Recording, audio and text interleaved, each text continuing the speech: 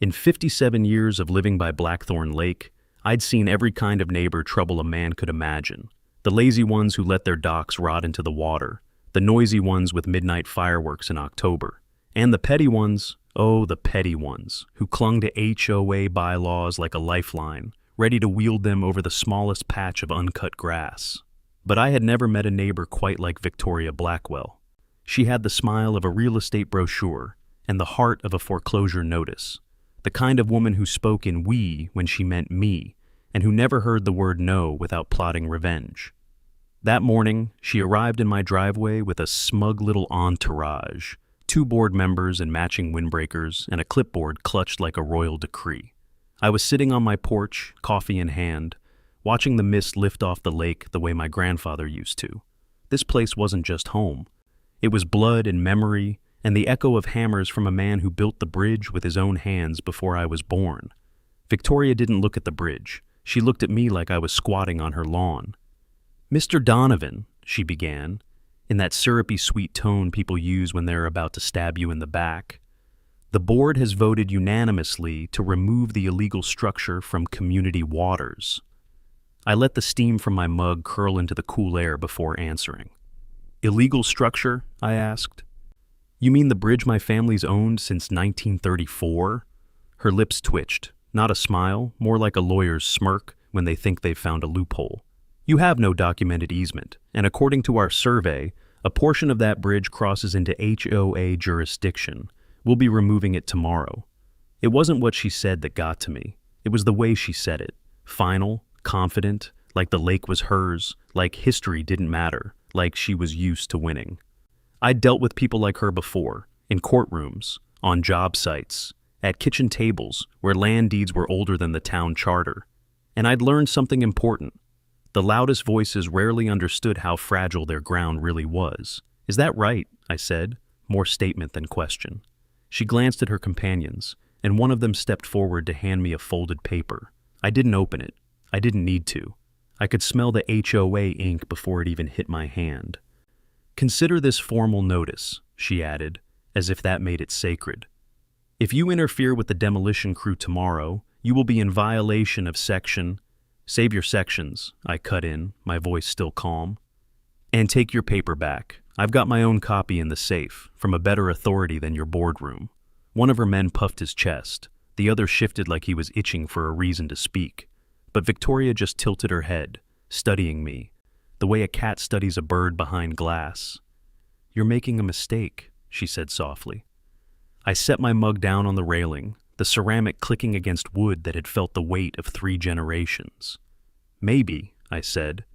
"But here's the thing about mistakes, Victoria. Some of them you survive. Some of them you don't."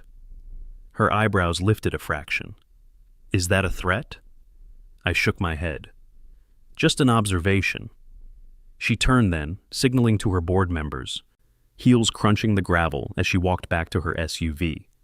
The mist was gone now, and the sun lit the bridge in full. Wood darkened with age, iron bolts catching the light. My grandfather's bridge. My bridge. I sipped the last of my coffee and watched the lake shimmer. If they wanted a fight, they'd just declared it, and I already knew exactly how it would end. The thing about living by a lake is, you learn patience. Winds change, water rises and falls. Storms roll in whether you want them or not. And if you've lived here long enough, you know you can't stop a storm, but you can damn sure be ready for it. I didn't go chasing after Victoria that morning. I didn't stand in my driveway yelling like some fool on the evening news. I just sat back down in my grandfather's rocking chair, took another sip of coffee, and let the weight of her words settle in. Because here's what she didn't know. That bridge wasn't just wood and bolts.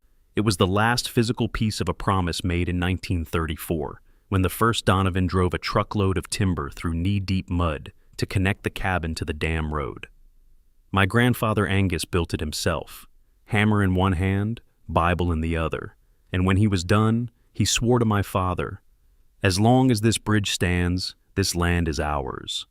I could still see him, broad shoulders, sunburned neck, the smell of pine tar in the summer heat. He's been gone 40 years, but he was standing right there with me on that porch. Victoria, she was just a suit with a title, a title that didn't mean a damn thing to the bedrock under my boots. After they left, I walked down to the waterline. The lake was calm, glassy, reflecting the morning sky like nothing could touch it. But I knew better. I knew what this water could do if you let it off its leash. I checked the dam gates, old steel and rivets, maintained better than most of the town's roads. My grandfather taught me every crank, every chain, every way to read the pressure in the current. Folks thought of the dam as just a pretty backdrop for tourists. I knew it for what it was, a loaded weapon, pointed straight at the low ground where Victoria's pet project sat. That resort of hers, the one she'd been bragging about for months at Chamber of Commerce mixers, was less than 3 years old. 20 cabins, a lakeside restaurant, and a conference hall built right into the floodplain. A $2 million retreat destination, she called it. I called it a bad investment with a fresh coat of pastel paint. She'd built it without respect for the water. That was her first mistake. Thinking she could take my bridge, that was her last. I spent the afternoon in my workshop, not rushing, just moving pieces into place. Checked my files, land surveys, historic maps, original deeds, my father's handwriting in the margins, noting high water marks from the big flood of '67. Every scrap of paper was another nail in the coffin of her little scheme. By dusk, I had a neat pile on the workbench, 3 certified copies of the 1934 property deed, a stack of photos showing the bridge in place for 8 decades, and, tucked at the bottom, a leather-bound notebook my grandfather kept, the one with the maintenance logs for the dam. I lit the kerosene lamp, listening to the crickets and the gentle lap of water against the shore. There's a quiet in the country you can't explain to city people. It's not just the absence of noise. It's a presence, a kind of watchful stillness, like the land itself is waiting to see what you'll do next. Out across the lake, the resort lights twinkled against the dark. I imagined Victoria in her office, sipping wine, going over her demolition schedule. Maybe she thought she'd broken me with that notice. She didn't know she'd just wound the clock on a much older plan. Because when you threaten a man's home, his family's name, and the last piece of his grandfather's work, you'd better pray he's the forgiving kind. And I am not the forgiving kind. They came at sunrise, not because they had to, but because they wanted to make a show of it. I heard them before I saw them, diesel engines growling, the crunch of gravel under heavy tires. By the time I stepped onto the porch, a convoy of trucks was crawling down the dirt road, like a line of ants that had found sugar. At the front, a bright white pickup with the Briar Lake HOA logo slapped on the side in shiny vinyl. In the passenger seat, I spotted Victoria's profile, chin high, sunglasses on, like she was riding in a parade. Behind her, 2 flatbeds carrying an excavator and a backhoe, yellow paint still gleaming under the early light. And then came the dump trucks. Empty for now, but ready to swallow whatever pieces of my bridge they could tear loose. I didn't move, just leaned against the porch post, coffee in hand, and let them come. They parked in a neat row, like soldiers on review. About a dozen men climbed out, contractors judging by the tool belts and work gloves. Big guys, most of them. The kind of big you get from lifting lumber, not from a gym membership. Victoria was the last to get out. She didn't look at me right away. Instead, she turned to her foreman, a barrel-chested man with a hard hat tucked under one arm. "You know what to do," she said, loud enough for me to hear. Only then did she glance my way. "Mr. Matheson," she called out, her voice dripping with false politeness. "We're here under the authority of the HOA and the county to remove an unsafe structure from shared waters. For your own safety, please remain on your porch." I took a slow sip. "It's not shared waters, and you know it." Her smile didn't reach her eyes. "Not anymore." The foreman barked orders, and the machines roared to life.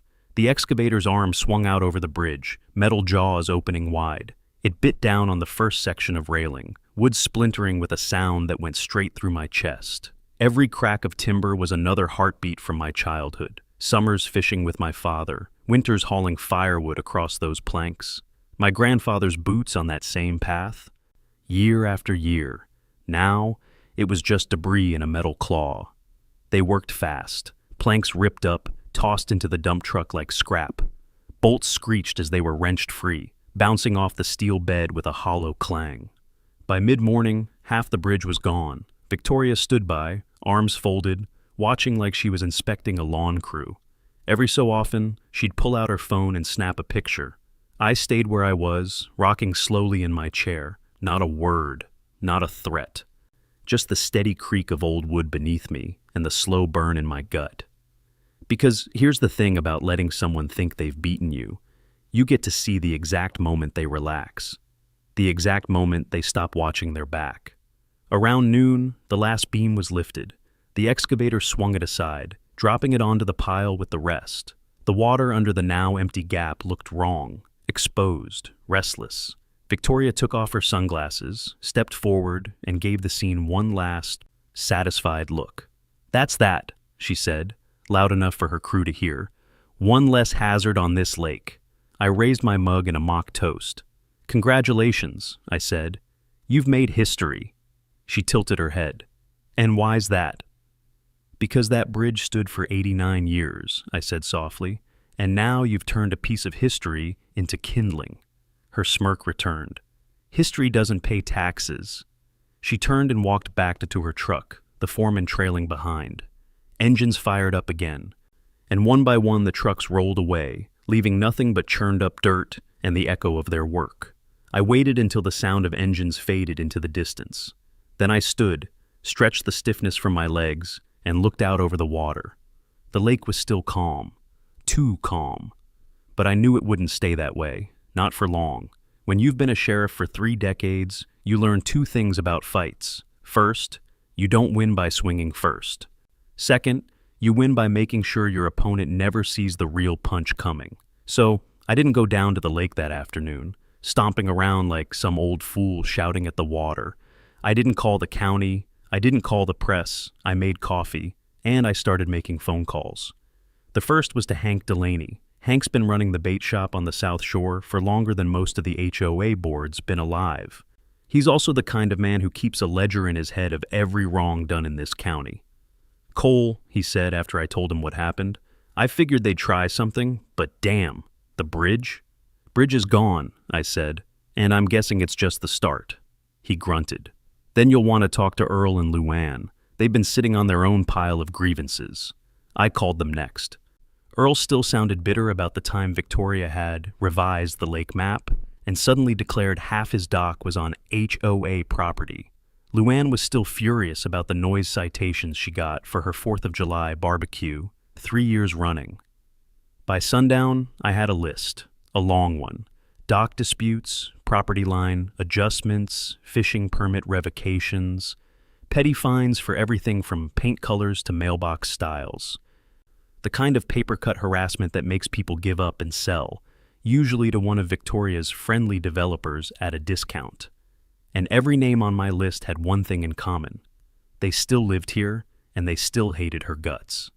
That night, I sat on my porch with a legal pad in my lap, and the map of Briar Lake spread out on the table beside me. The moonlight caught the ripples out on the water. People think lakes are peaceful things. They're not. They're patient. They hold their power in silence, waiting for the right moment to release it. I traced my finger along the shoreline, past my cabin, past where the bridge used to be, down to the west bank, where the dam sat. Granddad built that dam in '38, with timber and sweat and more stubbornness than was healthy. It had been reinforced twice in my lifetime, but the spillway was still manual, which meant, in the right hands, the lake's water level could change. A lot. I sat back and let the thought roll around in my head like a smooth stone. The HOA had been treating this lake like it was theirs to tame, building resorts, dredging channels, pushing the water line where they pleased. Maybe it was time to remind them, water doesn't take orders. Over the next week, I didn't make a single move they could see. I still bought my groceries in town, still had my Thursday breakfast at Millie's Diner, still waved to the mailman, but in the background, the calls kept going. Hank put me in touch with Gary Miller, who used to work county zoning before retiring. Gary knew every permit ever filed for the lake in the last 40 years, and he was more than happy to share copies. Luann introduced me to her nephew, Trevor, a drone hobbyist with a knack for aerial photography. 2 days later, I had fresh overhead shots of every illegal deck, dock, and addition the HOA had blessed for their friends. By Friday, my dining table looked like the evidence board from a detective show. Maps, photos, highlighted legal codes. A red pen circled the worst violations. And at the center of it all, Victoria's crown jewel. The $2 million resort complex her developer buddy had just finished on the North Shore. Private docks, a boathouse, manicured lawns that went right to the water's edge. Sitting on land they'd reclassified without a single legitimate survey. I looked at those photos for a long time. Thought about the bridge, thought about Granddad's dam. And somewhere deep down, under the quiet, steady beat of my pulse, the storm began to gather. When you plan to hit back, you don't just aim. You measure the distance, the wind, the weight of your own trigger finger. So I started walking the lake. Not the way tourists do, with picnic baskets and cameras. I took the old deer trails, the narrow footpaths you only find if you've hunted these woods your whole life. I kept low, moved slow. Every few hours, I stopped to make notes in my leather-bound field book.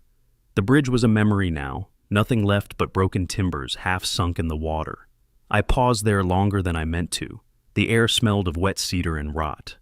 That bridge wasn't just wood, it was connection. Between my land and the East Shore, between me and the people who used to cross over for coffee, fishing, or just a good talk. Victoria hadn't just destroyed a structure, she'd tried to sever the community. I took a picture for the file and moved on. The dam sat on the far west end, where the forest thickened and the hills rose like shoulders. Granddad always said a dam is like a loaded gun. You keep it clean, oiled, and you never forget it's there. I walked the ridge above it, scanning for any sign the HOA had been snooping. Nothing. Most of them didn't even know the spillway was manual. The control gate was still where Granddad left it. A heavy steel wheel, rusted but solid, chained and padlocked. I tested the chain, still strong, but the lock, I knew I had the spare key somewhere in the cabin. I crouched, brushing leaves off the spillway track. The grooves were clear enough to move water fast, if I wanted to. My mind turned over the math, rainfall, seasonal level, shoreline slope. I could predict exactly how far the water would rise before spilling into the flood channel, and exactly which improvements the HOA had built just a little too close to that water line. A couple days later, I took Trevor's drone data and matched it to Gary's old zoning maps. That's when the real picture came into focus. The resort's lower lawn, illegal fill, the private docks, built past the legal limit, the boathouse, sitting partly on county easement. And here's the beautiful part. They'd built all of it assuming the lake would stay at its current, lowered level, which meant one crank of that steel wheel and half their investment would be under a foot of water. But I wasn't ready to act yet. Revenge, real revenge, isn't about making noise. It's about timing. So I kept fishing. That's what I told anyone who saw me poking around the shore with a walking stick and a beat-up tackle box. I checked culverts, drainage ditches, old survey markers. I wanted every piece of this puzzle tight before I touched that dam. One afternoon, while measuring the runoff channel north of the resort, I spotted something, a small white pipe, barely sticking out from the bank. Followed it back and found an illegal water intake. They were pumping lake water for their decorative fountains and irrigation without a single permit. I took photos from 3 angles, added them to the file. By the end of the week, my dining table was more war room than kitchen. Aerial shots, annotated maps, rainfall charts going back 15 years, photos of every illegal structure. I poured myself a bourbon and sat down in the old rocking chair by the window. Outside, the lake was flat as glass, quiet, waiting. It's a strange feeling, knowing you hold the lever, literally, that can change everything for the people who've been bleeding you dry. And I wasn't thinking just about flooding their lawns. I was thinking about making sure, when the water came, there'd be nothing they could do but watch. And remember whose lake this really was. When you've hunted men for a living, you learn something about predators. The moment they feel safe is the moment you take them. But first, you let them think they've already won. The next Monday, I showed up, uninvited, at the HOA's Community Beautification meeting. I hadn't been to one in years, not since Victoria and her crew turned them into little more than victory laps for whatever pet project they were ramming through. I walked in slow, coffee in hand, old denim jacket on my shoulders. A couple of them smirked, like they'd already forgotten the forged court order incident. "Cole," Victoria said, with that politician smile she wore like armor. "I didn't expect to see you here. Come to lodge another complaint?" I gave her my laziest grin. "Nope, just wanted to hear about all the good work you've been doing." Her eyes narrowed just a fraction, just enough for me to know she smelled something under the surface. For the next 45 minutes, I played the part of the mellow old-timer who had finally accepted the HOA's vision. I nodded when they talked about the new shoreline enhancements. I even asked about the resort's upcoming grand opening, pretending I was impressed. Meanwhile, I was taking mental notes. Who sat where? Who deferred to whom? Which of them checked their phone every few minutes, waiting for a text from someone outside the room? And most importantly, who wasn't there? One of her key allies, a guy named Phil Garner, head of maintenance, was conspicuously absent. Later I'd learn he was out of state, which meant his access keys, his codes, maybe even his truck, were sitting unattended. The next day I started the fishing trips. Only these weren't about fishing.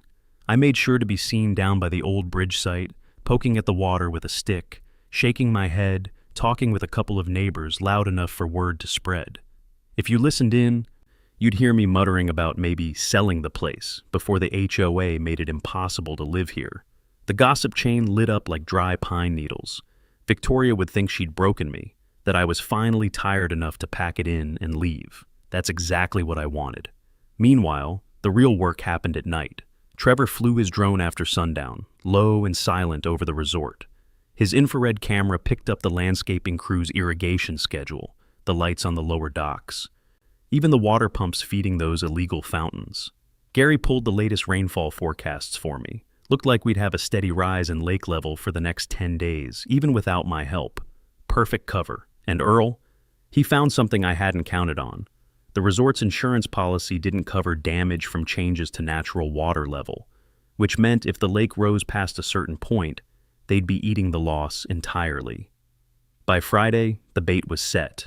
I ran into one of Victoria's junior board members at Millie's Diner, made sure he saw me studying a real estate flyer for property 2 counties over. Let him accidentally overhear me asking the waitress how hard it was to get a moving truck on short notice. By that evening, I'd bet good money the story had reached Victoria's ears. Cole Matheson was done. She'd be feeling safe now, certain the lake was hers to control. That night, I walked down to the dam. Moonlight on steel, the low hum of the water pressing against the gates. I knelt by the wheel, pulled the padlock key from my pocket. I didn't turn it, not yet. You don't spring the trap when the prey is still sniffing the bait. You wait until their head is all the way in. And then, you close it. There's a certain sound a steel gate makes when it's been holding back pressure for too long. It's low, almost a growl. That night, the dam was speaking to me. I walked the ridge in darkness, my boots silent on the pine needles. The air was heavy with the smell of wet earth and coming rain. Somewhere behind me, the lake stretched wide and black, a sleeping giant that only needed a nudge to wake. When I reached the spillway platform, I set down my pack and pulled out a heavy flashlight. Its beam cut across the metal, catching the rust along the wheel's rim, the damp sheen on the gate housing. Granddad's voice came back to me, as clear as the night he first brought me here. "A dam's like a promise, Cole. You keep it steady until the time comes to let it go. And when that time comes, you don't hesitate." I ran my hand over the cold steel. For decades, this gate had been the lake's heartbeat, keeping the water where it belonged. Tonight, it would remind everyone whose land this really was. First, I checked the chain. Still strong, but I'd brought the bolt cutters anyway. The padlock key turned smooth in my fingers, too smooth. They'd never even checked it since Granddad passed. I slipped the lock into my pocket, almost reverently, then wrapped both hands around the wheel. It didn't move at first. Years of silt and weather had sealed it stubborn. I leaned in, felt my shoulders strain, my boots slide just enough to grind grit into the metal grating underfoot. Then, a groan, a half-inch turn, another. The gate was listening now. I worked it slowly. Opening too fast could send a surge big enough to draw attention immediately. No, this had to look like nature's hand. Rain swollen, gradual, inevitable. Water hissed below, first a trickle, then a steady rush. I stepped back and watched the current take shape, swirling white against the dark. On my wrist, my old field watch ticked steady. I'd time the release to match the next 3 days of forecasted rain. That way, by the time anyone suspected something, it would be too late. I squatted by the edge, shining the flashlight down the channel. It was working. Already the lake's surface was shifting, almost imperceptible, like a slow breath in. That's when the memories hit harder than the cold. Standing here as a boy, holding Granddad's lunch pail, him explaining how the gate fed the mills downstream, how lowering the lake meant the farmers got water, how raising it could protect the fish spawn in spring. It was power, not just in the steel and the water, but in knowing when to use it. And tonight, I wasn't using it for fish or farmers. I was using it to drown arrogance. Before I left, I locked the gate wheel again, not all the way shut, but enough to keep curious eyes from guessing what I'd done. From the shore, nothing would look different yet. The resort lights twinkled in the distance, oblivious. I packed up, slung the bolt cutters over my shoulder, and started back through the trees. Halfway home, I stopped on the ridge. Below, the lake gleamed in the moonlight, serene, but I could already feel its weight shifting. Somewhere in my gut, the tension eased. Not completely. This was only the first move, but enough to know the game had finally begun. The first morning after I cracked the gate, the lake looked no different to anyone else. To the untrained eye, Blackwater was calm as ever, mirror smooth under a pale sky. But I saw it, half an inch higher along the old stone markers my grandfather set into the bank. I made my coffee slow that morning, sitting on the porch, letting the steam curl into the cool air. Across the water, the resort bustled. Crews strung lights along the dock. Some kid in a golf cart zipped between cabins. They were building for summer crowds, for champagne toasts and ribbon cuttings. They had no idea their foundation was already softening under the weight. By midweek, the changes were harder to miss, if you knew where to look. A section of gravel path near the eastern shore was damp all day now, never drying in the sun. The low dock by the boat rental shack rode an inch deeper in the water. And the reeds near Mallard Cove? They swayed in places they hadn't grown last year. I made sure to wander by, casual as could be, tipping my hat to the workers. Nobody paid me much mind, just the old man who liked to walk the shoreline. The weather played its part beautifully. 3 straight days of rain, heavy at night, gentle in the morning. The lake drank it in, every drop adding to the quiet pressure pressing against the resort's manicured edges. I'd visit the dam at night, lantern shielded, checking the wheel's position. A quarter turn more here, an eighth there, never enough to draw suspicion if someone stumbled on it, but always pushing the water higher. One afternoon, I spotted Victoria herself down at the main dock, barking at some poor landscaper about flower arrangements. She didn't see me, but I saw her, heels clicking on the wet boards, hair perfect, confidence radiating. She had no idea she was walking on what would soon be her ruin.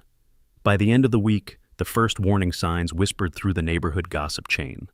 Millie from the diner mentioned the fishing pier felt wobbly when her nephew went crabbing. Earl said he had heard one of the resort maintenance guys complaining about the pump system running overtime. I kept my mouth shut, just nodding along, the picture of harmless curiosity. Inside, though, I could feel the current shifting. The game clock was ticking down. That Saturday night, I walked the ridge above the resort. The moon was a thin silver hook, just enough light to see the glimmer on the flooded grass near the volleyball court.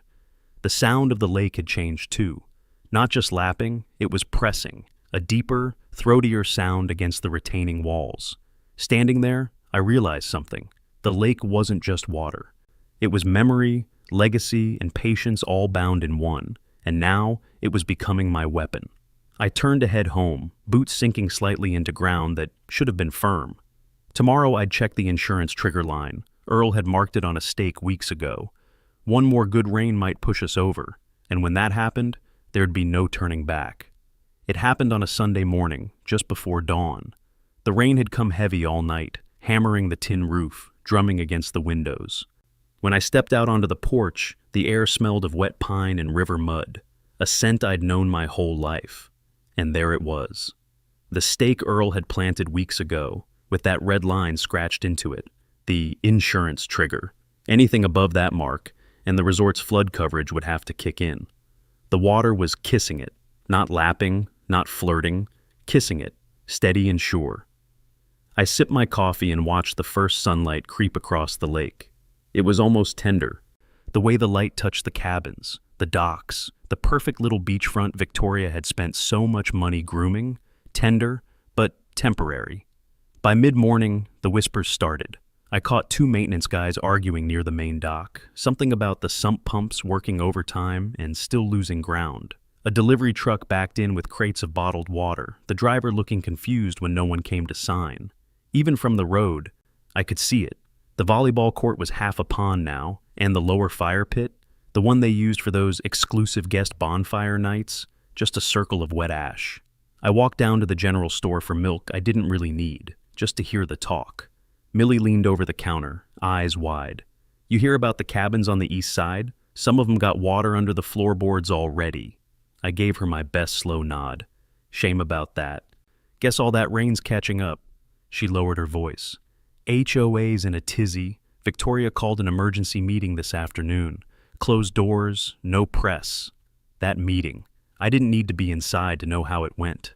I could picture it. Victoria pacing, her lieutenants sweating through their polos, someone blaming the county, someone else muttering about sabotage but too scared to say my name out loud.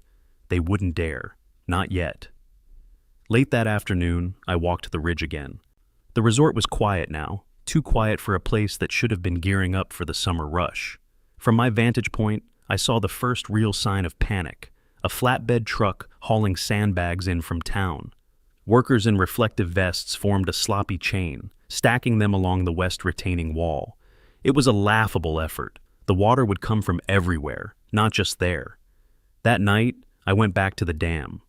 The gate wheel felt slick in my hands from the humidity.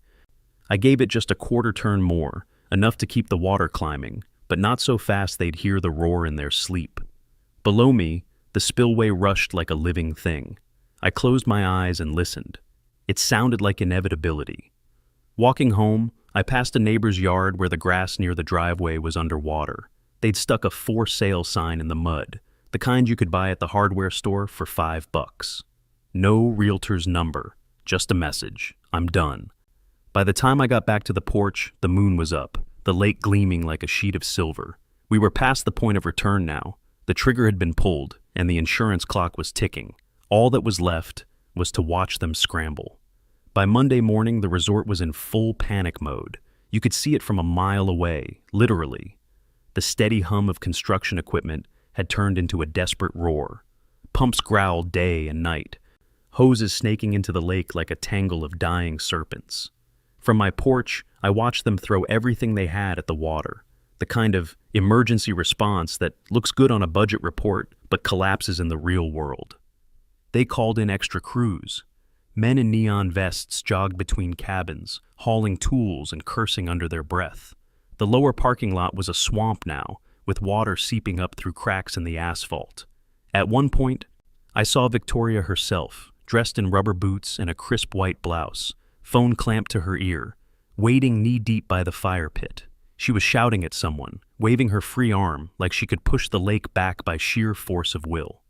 The HOA tried their own brand of damage control. They sent out a community alert email blaming unprecedented rainfall and assuring residents that all necessary measures were being taken. Earl printed a copy and slid it across the counter at the diner, grinning like a man who'd just heard the best joke of his life.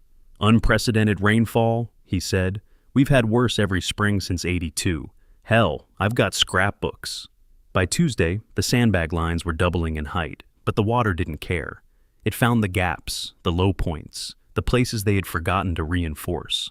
I walked by one of those spots in the afternoon, a small dip near the tennis courts where runoff poured in like a hidden stream. Two workers were standing there, staring at the water creeping in, holding shovels like they weren't sure which way to dig. Need a hand? I asked, just to see their faces. They glanced at each other, then back at me. Nah, we got it, one said, though his voice carried less conviction than a kid caught sneaking out after curfew. Wednesday brought the news I'd been expecting. The first cabin had been evacuated. Word was the floor joists had started to warp, and a guest nearly sprained an ankle stepping inside. HOA security escorted them out, luggage piled into a golf cart, while a maintenance man muttered something about the structural integrity under his breath. That night, I walked the ridge again. The moon was nearly full now, the lake bright enough to read by. I could see the reflection of the floodlights they'd set up around the resort, harsh white beams cutting across the water, making the whole place look like a prison yard. From up there, it was obvious. They were fighting a battle they couldn't win. The lake wasn't retreating. It was claiming ground, one slow inch at a time. I didn't touch the dam that night. Didn't need to. Sometimes the best move is letting nature take credit for your work. Instead, I sat on the porch, sipping bourbon, listening to the distant whine of pumps and the occasional shouted order. They thought they were buying time. I knew they were just paying interest on a debt that would break them. It hit just after midnight on Friday. The air was heavy, the kind that sticks to your skin. Storm clouds blotted out the moon, and somewhere in the distance thunder grumbled like an old dog. I was on the porch when I heard it. First a sharp crack, then a low, hungry roar. Not from the sky, from the lake. I grabbed my flashlight and headed toward the ridge. Each step brought the sound closer, fuller, until it was a constant rolling growl. When I reached the overlook, I saw it. One of the retaining walls at the west end had collapsed. Not crumbled, collapsed. A jagged hole gaped where concrete used to be, and water poured through like it had been waiting for this exact moment. Below, chaos had taken hold. Floodlights danced across the scene, throwing long, jerking shadows of men running with shovels, shouting over the roar. Pumps screamed at full capacity, spitting weak streams into the black. Somewhere, a woman was yelling, sharp, panicked, a sound that cut right through the storm's rumble. I spotted Victoria near the office, her white blouse plastered to her skin, hair stuck to her face. She was barking into her phone with one hand and pointing wildly with the other, like she could orchestrate the water into submission. The tennis courts were gone, just an expanse of brown, swirling water. 2 golf carts sat half-submerged, their headlights still glowing underwater like ghostly eyes. Further down, the boardwalk leading to the east cabins had vanished beneath the surface.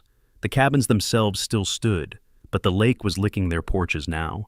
It was only a matter of hours. Then came the tipping point. One of the east side cabins, a big one, the kind they rented to VIPs, shuddered visibly. The stilts beneath it, already warped and groaning, gave way with a sound like a tree snapping in a storm. The whole structure tilted, hesitated, and then slid into the water. Gasps and shouts rippled through the workers, followed by silence. Even the pumps seemed quieter for a moment, as if the whole place was holding its breath. I stayed up on the ridge, watching. No need to get closer.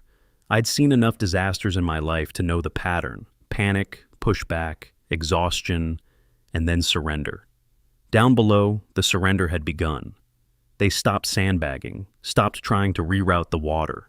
Crews huddled in small groups, some on their phones, others just staring at the lake like it had personally betrayed them. Around 3 a.m., the first insurance adjuster arrived. Big black SUV, government plates. He didn't even make it to the main office before he was wading through knee-deep water, shaking his head. I could guess the conversation inside: coverage caps, acts of God, and whether this level of negligence voided their claim entirely. When the rain finally let up, the damage was done. The lake had claimed the lower resort entirely. Cabins, tennis courts, parking lots, gone, or sitting in filthy, stagnant water. From my porch I could smell it, the mix of wet wood, diesel fuel, and churned-up lake bed. A smell that said permanent. I poured myself another drink and sat back. The creak of my grandfather's chair loud in the pre-dawn quiet. They would call it a disaster. I called it balance restored. By Monday morning, the resort was a ghost town. The parking lot sat empty, save for a single pickup loaded with waterlogged furniture and sagging cardboard boxes. The last of the guests had been bussed out the day before, their vacations cut short with refunds pending review. The HOA offices were locked tight. The glass doors still bore the smug gold lettering of Briar Lake Association, but the blinds inside were drawn. No lights, no movement. I took my coffee down to the shoreline. The air was cool and clean after the storm, carrying the faint scent of pine. Out on the water, the reflection of the ridge shimmered, broken only by a few ripples. The lake had settled. It was calm again. Quiet. Mine again. Later that afternoon, Earl stopped by. He leaned on the porch railing, looking out at the half-drowned cabins with a satisfaction that matched my own. "Sheriff," he said, not bothering to hide the smirk. Word is, Victoria's already talking to her lawyers about selling the whole place. Not much to sell, I said. Guess not. HOA's flat broke. Insurance won't touch it. And the county's sniffing around their books. He gave a low whistle. Hell of a thing you pulled off. I didn't answer, just sipped my coffee. Sometimes silence says more than bragging ever could. In the weeks that followed, the rumors became fact. Victoria resigned from the HOA, citing health concerns. Marcus Vance vanished, probably slinking back to whatever city office he'd crawled out of. The bank foreclosed on the resort property, and the county, after much deliberation, declared the shoreline would be restored to its original, natural state. No cabins, no tennis courts, just trees, grass, and water. One evening, I walked the dam. The sunset painted the lake in gold and crimson, the kind of scene you wish you could bottle. I ran my hand along the rough stone, feeling the cold, solid permanence beneath my palm. This dam had been here longer than most of the houses in the county. My grandfather built it with his own hands, pouring sweat and stubbornness into every inch. They thought that they could take that from me. They thought wrong. The truth is, I didn't win by brute force. I didn't win because I was louder, richer, or younger. I won because I knew the lay of this land. Every inch, every current, every stubborn law in the books. And I waited. Let them push, let them overreach, let them create their own noose. And then I gave it the slightest tug. One morning in late spring, I saw the first loon return. It drifted across the glassy surface, calling out that long, haunting note I'd grown to love. That's when it hit me. This wasn't revenge. Not really. It was restoration. Restoration of a lake, of a legacy, of a balance that never should have been disturbed in the first place. When I turned to head back up the trail, I noticed something on the dam, a scrap of paper, pinned under a stone. It was a typed letter, no signature, just 2 words, "You win." I smiled, left it where it was, because this was never about them knowing they'd lost. It was about me knowing I'd protected what mattered. And as the evening breeze rippled the lake, I realized something else. The war was over. The water was mine. And sometimes, the best kind of victory is the one no one can take back.